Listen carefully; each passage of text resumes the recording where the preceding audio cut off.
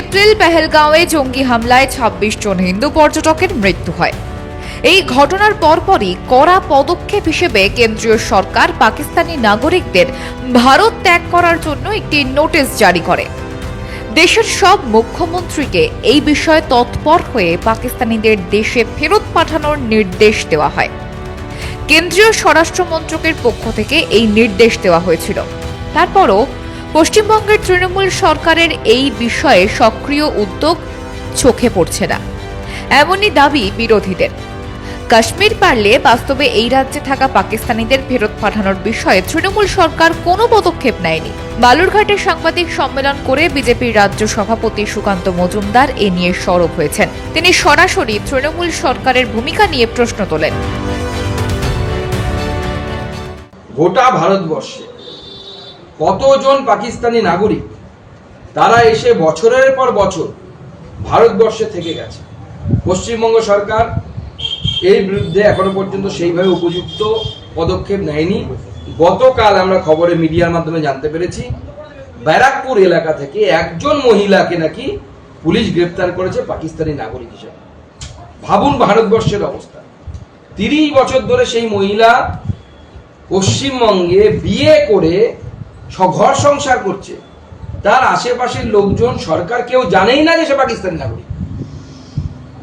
এখন তাকে পাকিস্তান ফেরত পাঠানোর জন্য, ডিপোর্ট করার জন্য রাজ্য সরকারি পুলিশ তাকে গ্রেপ্তার করেছে এবং তারপরে হয়তো তাকে পাঠানোর জন্য ব্যবস্থা হবে। কিন্তু পশ্চিমবঙ্গ সরকারের এই যে এত স্লো, এতদিনে একজন, আমরা জানি না কত পাকিস্তানি আছে, যেখানে জম্মু কাশ্মীরের মতো এত বৃহৎ মুসলিম সংখ্যাগরিষ্ঠ রাজ্য, তাতে পর্যন্ত কিন্তু সেখানকার রাজ্য সরকার পাকিস্তানি নাগরিক কারা আছেন তাদের চিহ্নিতকরণ এবং তাদেরকে ফেরত পাঠানো। পাকিস্তানিদের চিহ্নিত করে করে তাদের দেশে ফেরত পাঠানোর ব্যবস্থা করতে হবে। এই দাবিকে সামনে রেখে বিজেপির পক্ষ থেকে জেলায় জেলায় দলীয় কর্মীদের প্রশাসনিক ভবনের সামনে আন্দোলনে সামিল হওয়ার নির্দেশ দেন বিজেপির রাজ্য সভাপতি। সমস্ত পাকিস্তানিদেরকে ভারতবর্ষ থেকে তাড়াতে হবে। খোঁজো এবং ধরো এবং তারপরে ফেরত পাঠাও, এই তিনটে আমাদের দাবি। অর্থাৎ খুঁজে বের করো কোথায় পাকিস্তানি আছে, পাকিস্তানি নাগরিক আছে, তাদেরকে ধরা হোক এবং তাদেরকে ফেরত পাঠানো হোক। এই দাবি নিয়ে আমরা আগামীকাল প্রত্যেক প্রশাসনিক জেলা কেন্দ্রে পশ্চিমবঙ্গে আমরা বিক্ষোভ সমাবেশ বা অবস্থান বিক্ষোভ এই ধরনের কার্যক্রম করতে চলেছি। দক্ষিণ দিনাজপুর জেলাতেও আমাদের জেলা সভাপতি স্বরূপ চৌধুরীর নেতৃত্বে ডিএম অফিসের সামনে আগামীকাল লাগাতার ধর্ণা হবে, আগামীকাল একদিনের জন্য।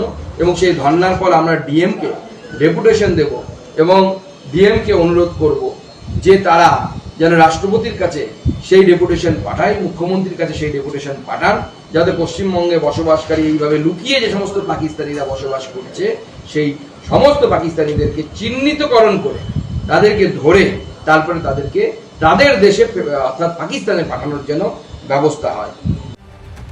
পশ্চিমবঙ্গে কতজন পাকিস্তানি রয়েছে, তাদের বিরুদ্ধে কি কি পদক্ষেপ নেওয়া হয়েছে, এই বিষয়ে তৃণমূল সরকার খোলসা করে কিছু বলছেন না।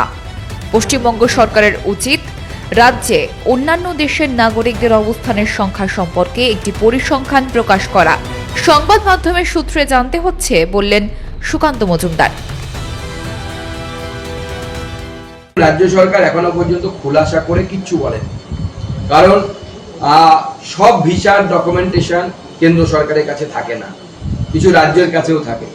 রাজ্য সরকার এখনো পর্যন্ত কতজন পাকিস্তানি আছে, কতজনকে ডিপোর্ট করা হয়েছে, কতজনকে অ্যারেস্ট করা হয়েছে, কিচ্ছু কোনো প্রেস কনফারেন্স করে বা প্রেস বিবৃতি দিয়ে রাজ্য প্রশাসনের তরফ থেকে জানানো হয়নি। মিডিয়ার মাধ্যমে আমরা জানতে পেরেছি গতকাল ব্যারাকপুর অঞ্চল থেকে একজন মহিলাকে নাকি পুলিশ গ্রেপ্তার করেছে, যিনি পাকিস্তানি নাগরিক। চন্দননগর থেকে গ্রেপ্তার করেছে। আমি ব্যারাকপুর বলছিলাম, ওর কমিশনারেট হুগলি কমিশনারেট আন্ডারে তাকে গ্রেপ্তার করা হয়েছে এবং তাকে আগামী দিনে হয়তো ফেরত পাঠানো হবে। কেন্দ্রীয় গোয়েন্দা সংস্থাগুলির সঙ্গে কি তাহলে রাজ্যের যে ইন্টেলিজেন্স আছে তার কি কোনো কোঅর্ডিনেশন নেই মনে হয়? দেখুন, এই রাজ্য সরকার তো নিজেকে আলাদা রাষ্ট্র মনে করার চেষ্টা করে মাঝে মাঝে মাঝে মাঝে তাকে মনে করাতে হয় যে এটা আলাদা রাষ্ট্র নয়, এটা ভারতবর্ষেরই অংশ। মাননীয় মুখ্যমন্ত্রীকে সেটা মনে করাতে হয় মাঝে মাঝে, প্রয়োজনে মনে করাতে হবে আরো একবার। ভোট ব্যাংকের জন্য মমতা বন্দ্যোপাধ্যায় দেশের নিরাপত্তাকে ক্ষতির মুখে ফেলে দিতে চাইছেন।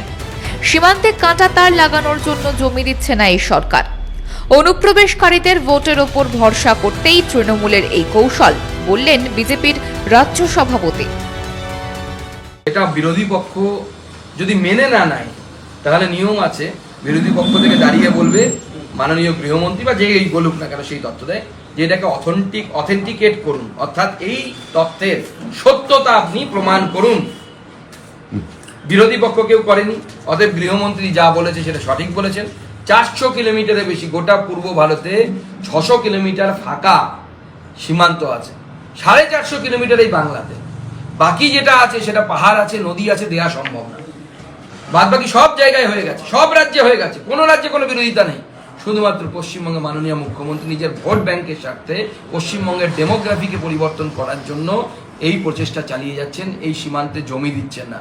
ওনার উদ্দেশ্য বাংলাদেশ থেকে এসে মুসলিম অনুপ্রবেশকারীরা তারা এখানে আসুক, ওনার ভোট ব্যাংক বাড়াক, ওনার শেখ শাহজাহান, ওনার শেখ সুফিয়ান, ওনার আরো জাহাঙ্গীর থেকে শুরু করে এরা যারা আছে পাড়ায় পাড়ায় জাহাঙ্গীর হোক, দুয়ারে জাহাঙ্গীর প্রকল্প, দুয়ারে শেখ শাহজাহান প্রকল্প উনি সফল করতে চাইছেন।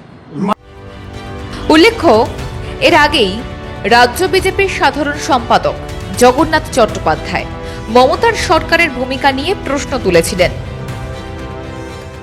এ দেশে থাকা পাকিস্তানিদের ইমিডিয়েট দেশ ছাড়তে বলা হয়েছে। আমার প্রশ্ন, এ রাজ্যে এখনো 70 জন পাকিস্তানি রয়েছে সরকারি হিসেবে, বেসরকারিভাবে মাননীয়া কতজনকে ঢুকিয়ে রেখেছে কেউ জানে না।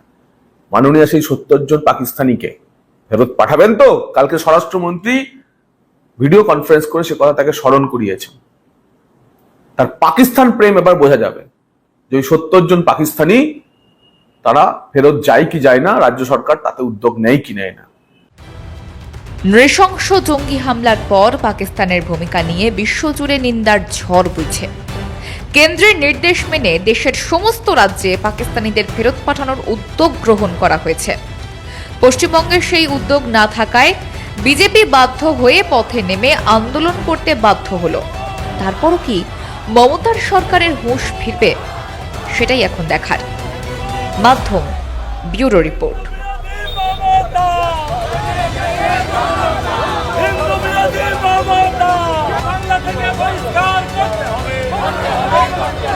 পাকিস্তান নাগরিকদের বহিষ্কারের দাবিতে বিজেপির আজকের আন্দোলন চলছে। বিজেপি জিন্দাবাদ, বিজেপি জিন্দাবাদ।